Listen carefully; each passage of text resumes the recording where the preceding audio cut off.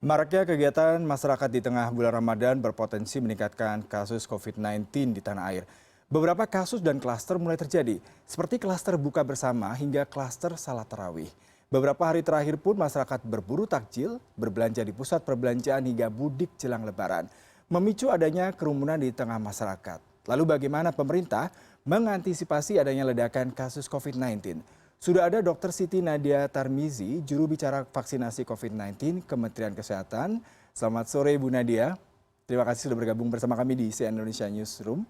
Kita bicara mengenai klaster baru ya Bu. Kalau tadi berita yang saya bacakan ada di Banyumas. Ada 51 orang jemaah yang melakukan sholat tarawih semua terpapar COVID-19. Hanya satu orang yang awalnya mungkin boleh dibilang dia super spreader yang ternyata sudah positif dan masih melakukan sholat tarawih. Sebenarnya apa yang bisa kita kritisi dari kondisi ini Bu, terutama di bulan Ramadan ini Bu? Ya, jadi memang pemerintah memberikan relaksasi ya dalam hal ini kita bandingkan kalau tahun lalu sama sekali kita tidak bisa melaksanakan ibadah di bulan Ramadan ini. Tetapi tahun ini melihat bahwa di Februari itu laju penularan dari virus COVID-19 itu cenderung menurun dan kasus konfirmasi juga terus menurun, maka pemerintah kemudian mengambil kebijakan salah satunya itu adalah kita bisa melakukan ibadah di masa bulan Ramadan ini. Tapi kalau kita merujuk kepada surat edaran dari Menteri Agama nomor 3 tahun 2021 juga fatwa MUI itu tetap dikatakan bahwa dalam pelaksanaan ibadah di bulan Ramadan baik itu tarawih ataupun kita melakukan buka puasa bersama itu harus dilakukan dengan pelaksanaan protokol kesehatan yang ketat ya. Jadi kita juga sudah sampaikan bahwa sebenarnya sahur dan buka puasa itu dianjurkan ya dilakukan di rumah masing-masing. Kalaupun terpaksa harus buka puasa bersama, itu harus dilakukan dengan pelaksanaan protokol kesehatan. Ya. Artinya bagaimana kemudian kita pada saat makan tidak berkumpul, tidak bersama-sama, mungkin malah buka puasa bersamanya itu kita lakukan secara virtual. Kalau memang ini dianggap sesuatu yang memang wajib kita lakukan. Nah terkait juga pelaksanaan sholat tarawih, tentunya selain pelaksanaan itu harus tetap menerapkan jaga jarak dan juga memakai masker selama pelaksanaan sholat tarawih dan juga tidak ada ceramah saat kita tarawih. Ini juga merupakan upaya kita untuk mencegah timbulnya klaster sebagai akibat dari protokol kesehatan yang mungkin kendor pada pelaksanaan ibadah kita pada waktu di bulan Ramadan tersebut.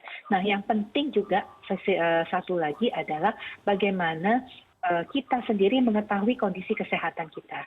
Karena kita tahu kalau kita dalam kondisi sakit, tentunya kita tidak pergi untuk melakukan ibadah ini atau bahkan kemudian berhubungan, bersosialisasi dengan orang lain. Karena kuncinya jaga jarak itu adalah mencegah penularan terjadi. Dan kalau kita merasa kondisi kita tidak sehat, tentunya ini juga merupakan bagian dari ibadah ya, menjaga keselamatan orang lain. Dan ini perlu kita ketahui kita bisa lakukan untuk dengan cara isolasi. Karena terbukti dengan adanya satu kasus positif itu dengan cepat menyebar kepada jamaah yang lainnya. Iya, Bu Nadia kalau tadi ada kasus di Banyumas, Jawa Tengah, klaster di sholat tarawih, apakah Kementerian Kesehatan juga mencatat klaster baru nih Bu, terkait mungkin kita bisa bicara mengenai iftar bersama gitu ya, kemudian juga mungkin acara-acara lain yang memang sangat identik dengan kegiatan aktivitas selama bulan Ramadan, Bu? Ya, tentunya kami memonitor kluster-kluster yang timbul ini ya, karena kita tahu sebenarnya sudah sejak awal seperti DKI itu melaporkan adanya pertambahan peningkatan kluster perkantoran ya. Nah, kemudian kita juga sudah mendengarkan ada juga laporan dari kluster sebagai akibat takziah dan bahkan ini masih ada nih kluster mudik bersama di satu keluarga besar ya. Nah ini tentunya kemudian menjadi peringatan untuk kita bersama yang kemudian Kementerian Kesehatan pertama menyampaikan kepada masyarakat untuk kemudian kita mengingatkan kembali kepada masyarakat karena walaupun sudah divaksin kita lihat apa yang terjadi di India ya karena adanya perayaan agama dan kendornya protokol kesehatan, dan sekarang dampak yang terjadi di India hampir setiap 4 menit terjadi kematian di sana. Bahkan jumlah kasus itu 300.000 per hari kasus positifnya. Bahkan kita bisa melihat sistem pelayanan kesehatan juga sudah mulai berat untuk menangani kasus-kasus COVID. Nah, ini kita tidak ingin terjadi. Kita ingatkan selalu, dan tindakan-tindakan tentunya seperti termasuk misalnya kalau ada kasus positif, langsung tempat ibadah itu kita tutup sementara, dan juga kemudian kita meminta posko-posko tangguh yang tentunya ada di dalam pelaksanaan PPKM Mikro ini untuk aktif kembali mengingatkan masyarakat ya, untuk menghindari ini terjadi pada kita dan demi keselamatan kita bersama. Ya Bu, kita kalau bicara mengenai kegiatan jual beli ya, kita melihat kasus mungkin berkaca pada kegiatan di Pasar Tanah Abang. Hari ini ada 100.000 pengunjung Bu yang mengunjungi Pasar Tanah Abang dan mereka berdesak-desakan, bahkan mungkin tidak menggunakan protokol kesehatan yang tepat. Lalu bagaimana pencegahan hal ini dan penindakan di lapangan, mengingat boleh jadi petugas dan juga jumlah pengunjung tidak sebanding Bu di lapangan Bu?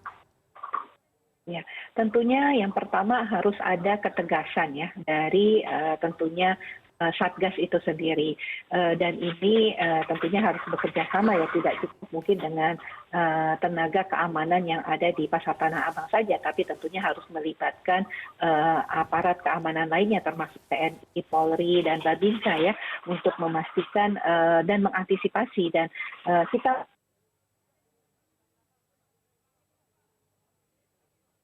ya, terutama dengan kondisi-kondisi yang kita ketahui bahwa seperti tradisi berbelanja sebelum Lebaran, kemudian tradisi mudik, ini yang harus segera kita antisipasi dari awal ya. Tentunya kita sudah tahu bahwa pembukaan pasar, mal atau pusat pembelanjaan itu sudah jelas diizinkan, tapi maksimum kapasitasnya hanya 50%.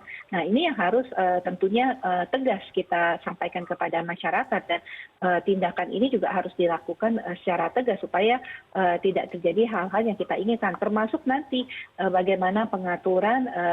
Kita tahu ya, memang pelarangan mudik itu tanggal 6 Mei ya Mas Yuda ya, tapi kan kita tahu sudah mulai sebagian ini melakukan mudik, dan artinya bagaimana menjaga protokol kesehatan di stasiun-stasiun kereta api, di bandara, ini juga menjadi penting. Bahkan di perjalanan melalui laut, melalui kapal laut juga harus tetap menjadi tanggung jawab kita bersama, artinya bagaimana Satgas memperkuat penegakan disiplin dari protokol kesehatan tadi.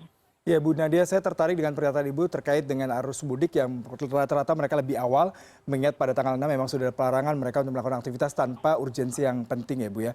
Yang menarik adalah mengenai tes sendiri Bu, mungkin tadi di stasiun Pasar Senen ada tes Ginos maupun tes swab antigen yang sudah dilakukan minimal 1 hari, tetapi ternyata terlihat ada penumpukan warga karena memang warga harus menghabiskan waktu 1 hari sebelumnya sehingga mereka bertumpuk di kawasan stasiun Senen misalkan.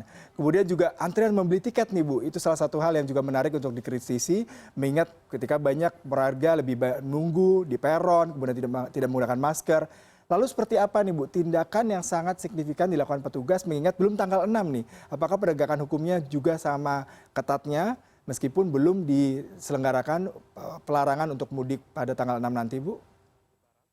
Ya, sebenarnya untuk pengetatan larangan mudik ini kan sudah kita ambil beberapa langkah ya, termasuk misalnya bahwa pemeriksaan laboratorium itu hanya berlaku 1 kali 24 jam ya. Artinya ini yang beberapa hal yang kita upayakan ya untuk mengurangi sebenarnya laju mobilitas ya. Dan nanti di daerah-daerah itu juga akan ada penerapan mengenai karantina ya pada saat kedatangan dari para pemudik ini, dan memastikan nanti pada saat arus balik juga dilakukan hal yang sama. Nah, terkait tentang pengaturan seperti pembelian tiket, ini kan kita tahu bahwa sebenarnya pembelian tiket ini bisa juga dilakukan secara daring ya, artinya secara elektronik ya. Nah, ini yang artinya nanti mungkin kita akan bersama Kementerian Perhubungan ya, karena tentunya untuk mengatur ini adalah kewenangan dari Kementerian Perhubungan, tapi kami tentunya akan mengingatkan untuk bagaimana protokol kesehatan itu tetap bisa kita jalankan, tetapi tentunya kemudahan untuk masyarakat untuk misalnya menunggu ataupun membeli tiket itu juga bisa kita antisipasi. Artinya tadi bagaimana pengaturan lebih banyak counter-counter untuk pembelian secara elektronik ini harusnya kita buka, kemudian juga pemeriksaannya juga harus lebih banyak karena kan memang 1 kali 24 jam ya, seperti itu dengan membuat misalnya antrian dengan jam pendaftarannya secara elektronik itu juga akan sangat memudahkan masyarakat. Seharusnya itu yang akan kita lakukan nanti untuk mengantisipasinya. Baik, terima kasih Dr. Siti Nadia Tarmizi, juru bicara vaksinasi COVID-19 Kementerian Kesehatan, untuk berbincang bersama kami di CNN Indonesia Newsroom kali ini, Bu. Selamat sore, Ibu. Selamat sore, Mas Yuda.